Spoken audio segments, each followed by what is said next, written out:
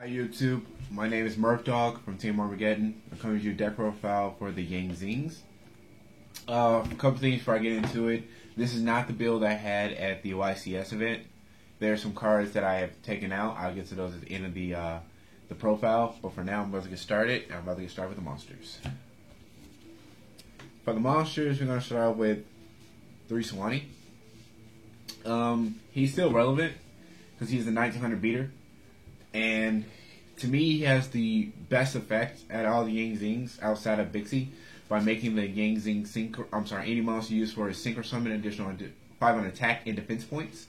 That's really, really good. It turns that Yahtzee to 3100 and turns that Baxia to a hot 2800 and a hot 3100 defense. And I'll run 3 of those. 3 Jiaotus. Although the deck is slow, Jiaotu makes it fast. It allows me to pitch 2 and get some synchros going first turn, so I can go into a first turn Chao Feng especially if I know I'm going against Necros. That's very powerful. And even if I'm not going against Necros, it's still pretty strong against decks like Shadows and Burning Abyss by shutting off their effects, making them have no other choice but their construct, or to try their best to make a Dante without activating effects. So, that's why I love having Jiaotu at 3.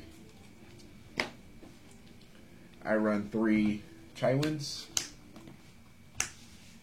I've been thinking about cutting Chaiwin down to 2, but every time I get that thought, I end up playtesting him, and when I playtest him at 2, I regret that decision, so that's why I'm going to stick with 3, and he's great fodder for Jiaotu.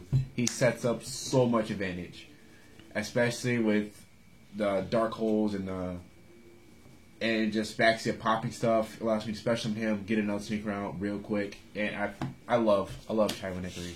I wouldn't change it. 3 Bixie. Trap cards are still relevant in this game. A lot of times, people feel since Necros are out and Shadows are kind of main beaters that trap cards are falling off, but I still feel trap cards are relevant, and he's a 2, which is very important when you're trying to go make very complicated synchros. Lower numbers allows you to add more of the mixture of Yang Zi in there to get an even stronger effect for the synchro monster. And since Necros are the top deck, having 3 Bixie will always keep the Jiaotu live to make that Chao Feng. So I would not cut Bixie down anytime soon, because I still feel trap cards are very powerful in today's meta, and I still feel like Necros are the top meta deck, and I want to shut them down as much as possible, and Bixie allows me to do that. And then the 1 of Yang Zings, I'll run 1 Secret, 1 Treasure, 1 Bien, 1 Pulao, and 1 Tautui. Controversial is my Bien being at 1. Don't get me wrong, there have been times when I pitch to want to get out a Yazi with using a Bien, but Bien's engraved, and that can be very annoying. However, I haven't missed Bien nearly enough to make me want to play another one, which is why he is only at 1. And besides, the Earth targets are just ridiculous in this deck. I have 3 Earth targets for Chao Feng. To me, that's way too many. And by having 3 BNs or even 2 BNs, that will throw off the ratio of what I have in the deck, which mostly everything comes in 3 ofs. With exclusion from Dark, and then I have 4 Darks because Tautui. And Tautui controlling switch is not very important in today's meta. However, he's a 5. He cuts what I need for Chao Feng down in half, and I wouldn't change that out. And then Secret, I was running him at 2. I hate top decking that. Just that's plain and simple. I hate top decking it. It's like top decking a Tautui. It's awful. And to have 3 monsters that I need to be tribute summoned, that's a mistake.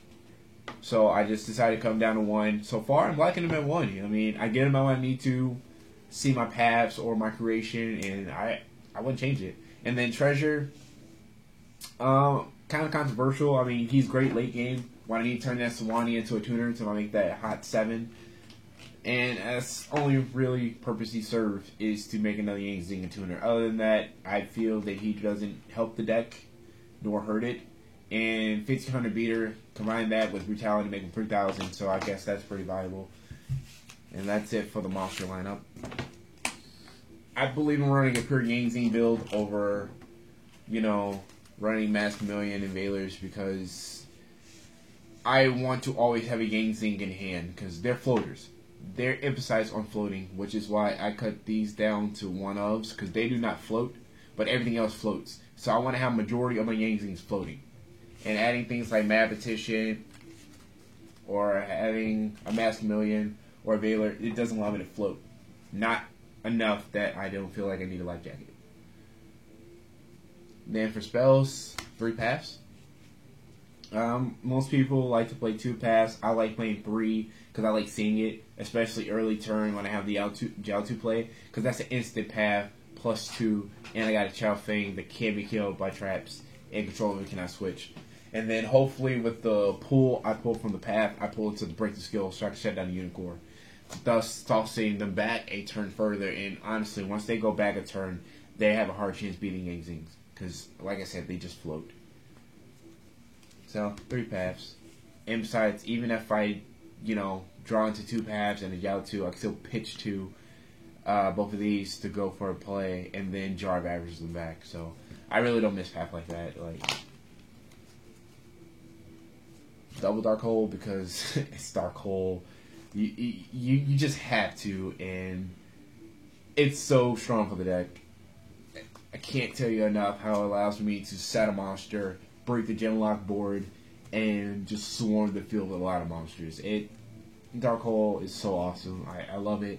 And if I could, I wish it could be at 3, but that'd be OP for this deck. So I'm gonna rock it with 2 because widespread destruction, no deck can get off like Yang Zings when they get destroyed. So double MST. I refuse to lose by Floodgate. And so I want main deck solutions to Floodgates. I don't like losing to Macro. I don't like losing to D-Fissure. I don't like losing to Vanities. I want a main deck solution so I can get past it and still win that game. And MST allows me to do that. So I see people not running MST nowadays, and those are majority of the people that end up losing to Floodgates that people run their deck. And so I refuse to allow that to happen, so I run the MST.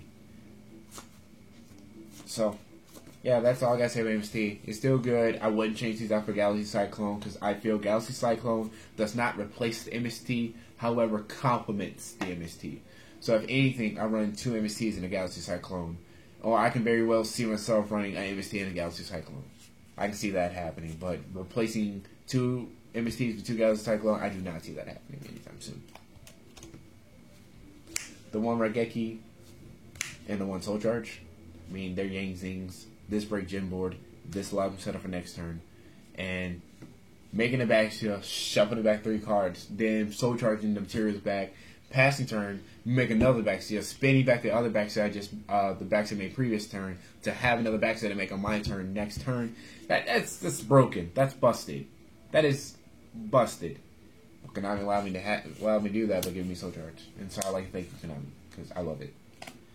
The one Yang Zing Piranha.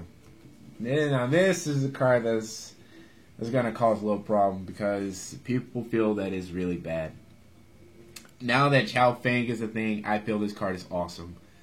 I love this card because it allows me to protect the Chao Feng from destruction or by card effect.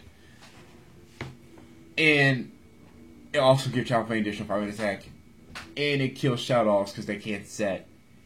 And its last effect allows me to nuke board. And I have resolved the last effect at YCS a total of 3 times. So this card allows me to make comeback plays. Because it acts as a 3rd Dark Hole. And I love it. I would not run this more than 1. But I'm happy I run it. And then it's another name to pitch for Jiaotu. And instead for the spells, the trap cards, always will be 3 creations. I don't care what variant of the deck you run. If you're running Yang Zings, you run 3 creations. I don't care if you gotta make room for it, you run 3 creations. Creation is just so powerful. Honest to God, if an opponent leaves this card face up on board for 1 turn, and you get 2 successful resolutions this effect, you have generated so much advantage that you should win that game. I'm not gonna say you will, I'm saying you should, because the advantage you generate from creation and from Yang Zings floating and for Chai-Wen being engraved is just ridiculous. And don't let you get multiple copies resolving at once. It's just heinous. This card is just so good. I run double Brutality. This is to beat out the Genlock. Also to beat out the Winda. Because the Jin has 2300 defense. And it also allows me to beat out the Trish. Brutality turns 1 monster being able to beat over Winda to 5 monsters able to beat over Winda. And that's pretty important because this deck just struggles with Winda, especially when they know you're going to go Tautui to get over Winda. It makes your plays linear. This makes your plays more flexible because you can now bring out the BN. They're like, oh, we got to be in. Well, I guess he must use Tautui already, or he's not running Tautui. So then they attack with the Winda, then you Brutality doing the damage step. Then you get to special summon a Yang Zing monster since you destroy doing the damage. So yeah, it's too viable. I mean, I love it at 2. 1, I didn't see it enough. 3, it was cloggy, but 2 is just perfect. I wouldn't change that because Brutality is just so good. I run double Skill Prisoner. I mean, nothing else I can say. This deck lose to monster card effects, lose to common ones, lose to anything that has the ability to compose it with a monster card effect. Skill Prisoner says not anymore. And what I love of Skill Prisoner is, unlike its counterpart Breakthrough Skill, it is not just for the battle phase, or it's not just for my turn. It's for either player's turn. So I mean, I get it for my turn, then my opponent goes try to target me effect, I can banish it once again. And I like to thank Skill Prisoner because that allows me to win a duel against Shadows when they try to drag in my Necro Valley and just save my Necro Valley, thus shattering them off a chance to add back to hand with Construct. And it's a really strong card, especially now since monster card effects are just running off. I like having 2 Skill Prisoner. 3 would be way too much, and 1 would not be nearly enough. This card deserves justice. Double Breakthrough Skills, because monster card effect, like I said, is a problem. And it allows me to shut off Unicorn when they try to go Trish to Trish me. I'll shut off the Unicorn, get them Child Fame back up and running, and close off the Trish. And yeah, Breakthrough Skills is very good for that. Then the 1-ofs. The 1 Skill Drain. I'm currently testing this. Can't say I'm 100% on board with it because I like disrupting my opponent's turn by synchro summoning on their turn, and with Skill Drain, I'm not allowed to do that. However, if I were to take this card out, it would definitely be for a Book of Moon. I just love having outs to the Jin, and Book of the Moon is a very strong card to have it out for. But yeah, I most likely am going to take this out for Book of the Moon. The 1 TT, wrecking the board really helps me generate more power and allows me to get past certain troublesome cards. And yeah, TT is very good. I'm loving it right now. I wish this bumped up to 2, but I doubt that happens. The 1 Compulsory, get over the Winda, get over the Genlock, and get over any troublesome card the deck can't get rid of, which is very few cards in the meta today that this deck just can't get rid of. For that, Compulsory is a way around it. And last card, Yard Avarice. This card allows me to recycle all my resources. It allows me to get my paths after they shuffle back up. Like a total of 9 monsters, re-add the paths back in, and allows me to draw a free card. I most likely will activate this during my opponent's end phase, so I get a drop off that and then draw for my turn. And I really love this card. And I would not bump this up because seeing it early game is just horrible. It's just at that it's just MST fodder at that rate. but running it at 2 would be too much. So 1 is to me the perfect number for it. I'm in between. I like it, but it can be terrible to open up with. I'm not gonna lie. And this is it for the main deck. Let's start with the extra. 2 Herald. Nothing else I can say. I love having Herald Arclight in there, especially when I make 1 with using Bien and Chaiwen, and then I make another one, negate it, keep bringing it back. So I have 2 on board. 1 made the right way, and 1 just there just to negate something. That's all this really is for, just to negate something. While this is going to be the macro. And I love running 2. And 2 allows me to do that, set up the lock. And once the lock gets in, it's very hard for other decks to play around the lock. The 1 remedies, I was playing Ally Catastor, but I feel now is not really relevant. Although I feel like I should run it to go against the construct so they just KO each other. However, remedies allow me to get past so many problems. Allow me to shut off Shadows. Allow me to just kill them without worrying about anything. Remedies is that good card that allows me to poke for 23 and I don't have to worry about anything. Especially for the mirror. I run Newt, the Starlight, of the Black Wings. He's like my cowboy. Like, using Synchros, we don't really have a cowboy, but he allowed me to flick 800 points of damage on a summon, then select 1 monster, my opponent control, and make that monster's 800 attack. The fact that he says select and not target allows me to get past Leo. This deck struggles getting past Leo because 3100 is very high. We have ways of doing it, but he allows me to do afflict 800 and then reduce his attack by 800. So I really like him. He also allowed me to play out of terrible situations against Tellarknights because I made him attempt to activate effect. They novaed it. Allows me to activate Paths, draw into the dark hole I needed to win the duel. So I really like thank for that. He took the pressure off of Bien that was in my hand. So thanks. The 1 Goyo, 2800, and then bumping up to 3300 allows me to get past the Shekanaka. Because Shek 3000 ass is a bitch to play around. I mean, it is fucking awful. He allows me to play around it. He's only a 6, and then when I kill it, I get to add it to my side of the field in fifth position. So I get Synchro fodder. Goyo's awesome. I wouldn't change Goyo for anything. I love having Goyo. Moonlight Dragon. She's okay. I like her more than Black Rose because sometimes I have stuff on board I'm just not trying to get rid of. And I like having her because she can just compose things when they're summoned. So combine her with the next person, it makes them a very deadly 1-2 punch combo. Because the loops you can do with her and the next monster is just ridiculous. And that makes the decks busted. Clearwing Synchro Dragon. MVP. This guy literally wins me against Shadows. Because when they make Construct, they have to relinquish Construct effect activation. Or else he destroys Construct, gains Construct attack. So they have a choice to make whether or not they want to activate Construct effect or don't they.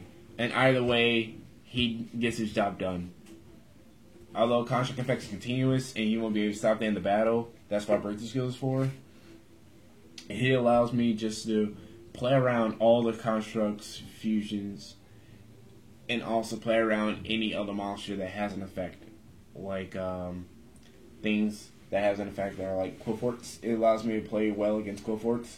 When they tribute it, they try to activate the effect, he says no. Since it's off board, he don't necessarily get the attack, but he still negates the effect. So, I like Clearwing Synchro Dragon for that. The Yazi, I really want to bump this up, but honestly, it's not really needed. I make him against BAs, it's an auto win. Like, it's ridiculous. Making him with first turn, pitch to Rijaltu, special summon, pull out, and special summon Sawani, and go into Yazi. 4100 unaffected by spells. They have no way of getting rid of it, because he's naturally unaffected by the trap cards. So Yazi is very strong. Too strong. Devibaxia. I really want to play around with this number, probably bump it up to 3, but I really don't need Baxia at 3. Like, honestly, since they can spin each other back, Baxia is just good at 2. I can just spin stuff back and then spin it back and then remake another one next turn. And I like the synergy he brings to everything else once you start popping stuff and just special summon more and more. You start spamming the board. It just generates so much offense. I'm so happy they made this card. He was just too good not to run at 2. But running at 3 might be a bit much. The one Stardust Spark Dragon. I don't go into Stardust Sparks. I can see that very well being replaced with something completely different.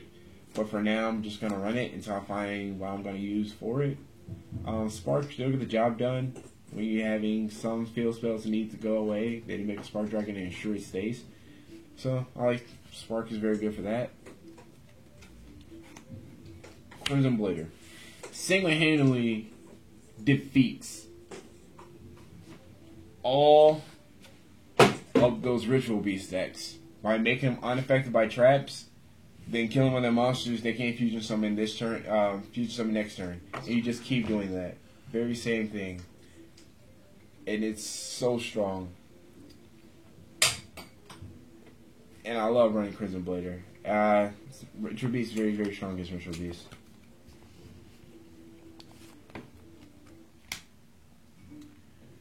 Hot Red Dragon Archfiend. I have him in there mainly because when I make him with using Sawani, he's 3500. I can switch all my monsters to attack position, activate the effect, destroy them all, set up a board to single duel my opponent's next turn, and then hit them really hard for 3500. So, yeah, and he also out to Killer. Killer is a thing, and it's happening. Him being 3000 just crashed directly into the Killer. Give it problem solved, problem stands off. Ranger lead the way. So yeah, I like having him. He's a good out. The one Chao Feng would be Yang Zings without him, just like would be Yang Zings without Baxi or Yazi. Chao Feng is that nigga. He solves problems. He neutralizes damn near anything your opponent has. He is really good, especially when you start layering on effects to get to that 9. Although I am mad that they made him a 9 and not a 10. I understand why, because he would have been busted using Bian, Pulao, and Bixie to make his synchro. He would have been busted, but it's okay. I like him at a 9. He gets the job done. He just loses to Unicore, hence why we have the skill drain and the break the skill to get past Unicore. But other than that, he's too strong. He's like really too strong. He's not busted, but he's getting pretty close. And the one Leo of Sacred Trees, it's Leo. I can make it. Why not? Make him 30 to 100. And he can't be targeted, so makes very, very strong. So why not run Leo? And then for side, 2 Lancias, 2 Fire Hands, which means 2 Ice Hands, 2 Mistakes, 3 Defusions, 2 Necro Valley, 1 MST, 1 Twister. And that's it for the Yang Zing deck profile. Hope you enjoyed it. This is Merc Dog from Team Armageddon signing out.